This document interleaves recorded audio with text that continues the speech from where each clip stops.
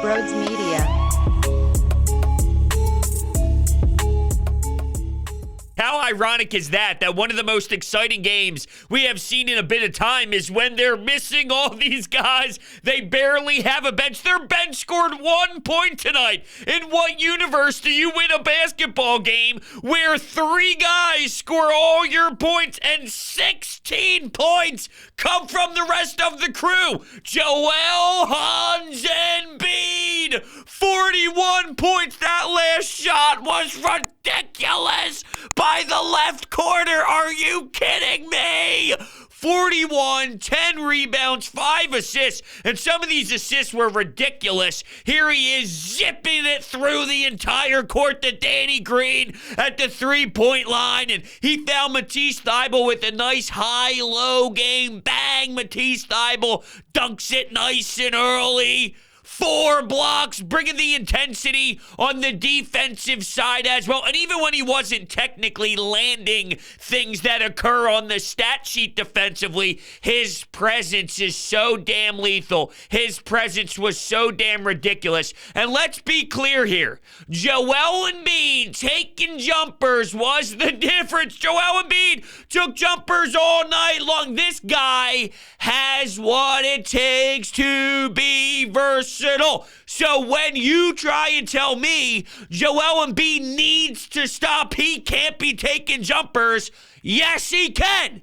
Yes, he can, because the reason why he's not just a player who's back to the basket and he's got way more to his game. The reason why he's so difficult to defend is because you gotta pick your poison, damn it. He could do it in so many different ways, and tonight, oh, it was smooth. And last year, he was at a mind-blowing rate in the mid-range jumper department, and earlier this year, it wasn't necessarily falling at the same clip, and I tried to explain, it'll come. Now, is he going to be this 17 points in the fourth quarter and knocking down mid? No, I mean, sometimes, yes, there is legitimacy to saying, hey, it's not your night from there, so go back to your business and establish yourself down low just to get your feel back. Like, there's plenty of times where that is a valid discussion, but there are too many morons out there that think it's 1962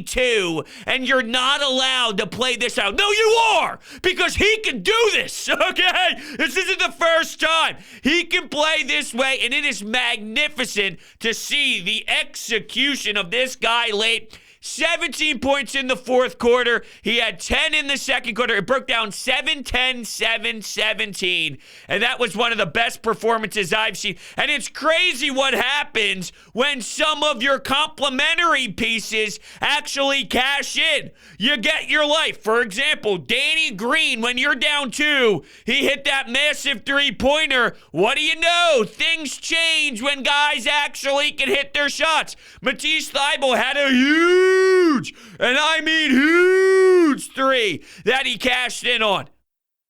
Well, I'm watching nonsense in Boston make shots.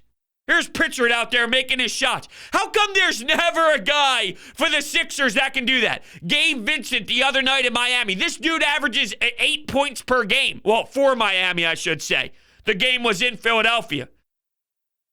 8 points per game.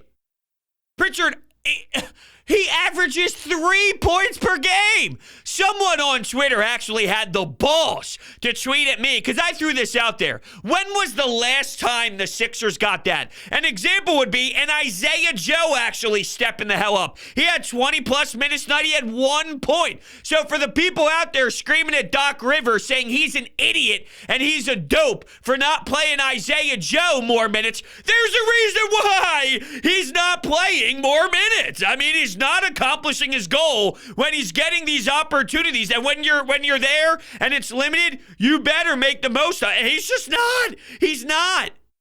So when is an Isaiah Joe or a Furkan or, some of these guys going to have a night where we can look back and say, all right, that was the Gabe Vincent night. Someone tried telling me, oh, well, do you not remember Maxey? Maxey averages 17 points per game.